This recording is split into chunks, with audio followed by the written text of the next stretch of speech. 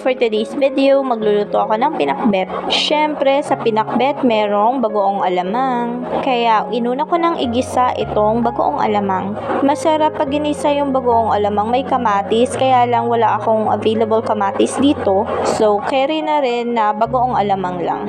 Ginisa ko lang ito sa sibuyas at bawang. Nilagyan ko ito ng 1.5 kutsarang asukal, paminta, seasoning magic syrup, and that's it. Halu-haluin ko lang siya hanggang sa maluto. Kung napapansin nyo, nag-iiba yung kulay niya. Malapit na siyang maluto, guys. Merong bagoong alamang na kulay puti. Meron ding kulay pink. This one is pink, pero pula daw yan. Ewan ko ba't naging pula yung pink. Sa bagay, may kamatis ngang kulay pula, pero orange naman.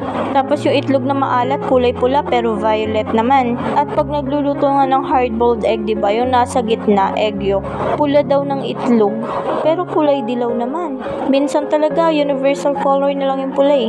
Anyways, naluto ko na nga yung bagoong alamang. So, kung napansin nyo, nag-isa ako ng panibagong sibuyas bawang, tapos inuna kong ilagay itong kalabasa. Nang mahalo-halo ko na nga sa sibuyas bawang atong kalabasa, nilagyan ko na ito ng bagoong alamang na aking ginisa. Tapos, naglagay ako ng pamintang durog, seasoning magic syrup, at hinalo-halo ko ito hanggang sa hindi pa yan agad maluluto. Lalagyan muna natin ng water para lumambot ang kalabasa. Ang dami pala na binili ni Mister. Hindi naman halatang gustong-gusto niya yung luto ko ng pinakbet, guys. Pag nagluluto ng pinakbet, talagang inuunang kalabasa kasi matigas yan, guys. Hindi ko lang sure, kapag nagluluto ba kayo ng pinakbet, nilalagyan nyo na ng pampalasa kapag kalabasa pa lang, or hinihintay nyo ilagay na lahat ng gulay bago lagyan ng mga seasonings. Anyways, basta malambot na yung kalabasa, nilagay ko na yung sunod is talong. Kasi ito yung sunod na medyo matagal ng konti maluto. Pero ilang saglit pa, inilagay ko na rin yung mga green veggies. Meron ditong okra, string beans, and konting ampalaya. Nag-add ako ng water at syempre nilagay ko na yung bagoong alamang na aking ginisa. Nag-add din ako ng seasoning magic syrup at pamintang durog. At hahaluin ko nga ito kasi nga naglagay ako ng mga pampalasa. Mukhang masyadong marami nga ang aking gulay. Masarap nga kung maraming bagoong alamang. Mukhang kukulangin pa ito kaya nilahat ko na itong iginisa kong bagoong alamang, guys. Naglagay din ako dito ng 1 kutsarang asukal at 3 kutsarang suka.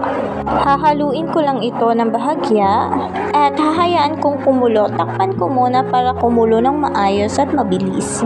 Nang kumukulo na ito, guys, ay lalagyan ko na siya ng chicharon. Minsan pag nagluluto ako ng pinakbet, nilalagyan ko rin siya ng chicken or pork. Kaya lang for today's video ay nalimutan ko, guys, ilabas yung chicken or pork.